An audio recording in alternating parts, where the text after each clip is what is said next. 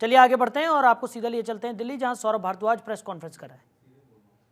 रुपयों का लेन देन हुआ और मैं आपको बताऊं कि भारतीय जनता पार्टी तो इसको कई हजार करोड़ का घोटाला बता रही थी, मगर अंत आते आते कई स्टेटमेंट बदलते बदलते अंततः ईडी ने कहा कि 100 करोड़ रुपए का लेन देन इस एक्साइज के मामले में हुआ। अब मैं सुप्रीम कोर्ट के जो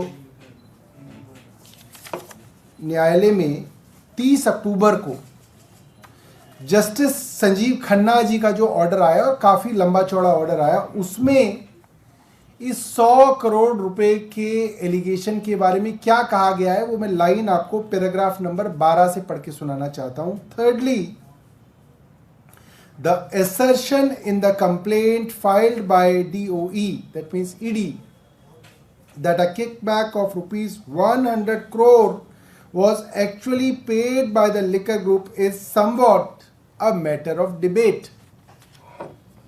यानी कि सुप्रीम कोर्ट ने, जिसके अंदर इस मामले को बहुत दिनों तक सुना गया, अपने एक विस्तृत ऑर्डर के अंदर ये साफ साफ पैरा नंबर 12 30 अक्टूबर 2023 की जजमेंट में कहा कि 100 करोड़ रुपए का लेन देन हुआ है। ये बात अ मैटर ऑफ डिबेट है, ये एक बहस का विषय है। इसके विषय में कोई तथ्य सबूत ईडी ने नहीं रखा है।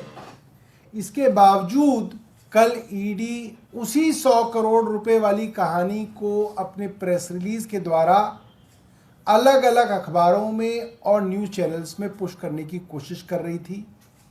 बहुत दुर्भाग्यपूर्ण है, एक एजेंसी को जिसको न्यूट्रल होना चाहिए, न्यूट्रल दिखना चाहिए, वो इस तरीके की नैरेटिव बनाने वाली, पॉलिटिकल एडवर्सरीज को बदनाम करने वाली एक एक्सरसाइज के अंदर कल पूरे दिन व्यस्त रही।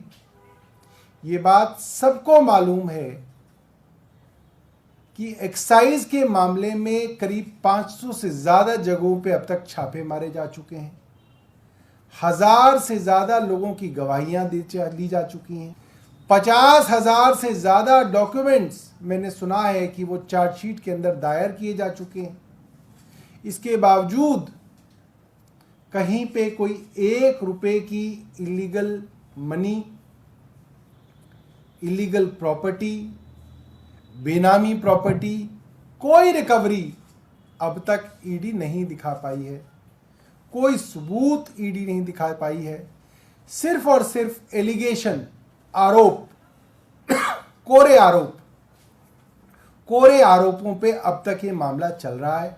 मकसद साफ है। अभी आपको पता होगा पुतिन रूस के अंदर दोबारा जीत गए हैं। हमारे यहां तो प्रधानमंत्री जी को 38% वोट मिलते हैं। पुतिन को रशिया में 87% वोट मिले हैं। और जब उनको इतने वोट मिले तो पुतिन अपना झंडा उठा के कह रहे हैं कि भाई जो मैंने यूक्रेन के ऊपर जो हमला किया, जिसको पूरी दुनिया ने कहा कि गलत किया, मेरी जनता ने उसको स्वीकार किया और उसके ऊपर मोहर लगा दी। पुतिन जी सही कर रहे हो, करते रहो। क्यों ऐसा हुआ? क्योंकि सारी अपोजिशन पुतिन जी ने खत्म कर दी है। जो मेन अपोजिशन का लीडर था वो जेल में बंद था और अभी 1-2 दिन रोज पहले उसकी मृत्यु भी हो गई है।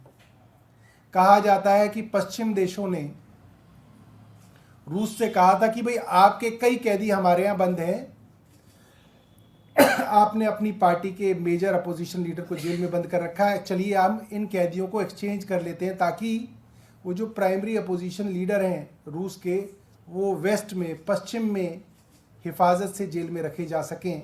मगर उससे पहले पता चला कि उनकी मृत्यु हो गई है, जो बहुत बड़े अजीब बात है। तो आज देश जो है उसी राह पे चल रहा है कि जो अपोजिशन के लीडर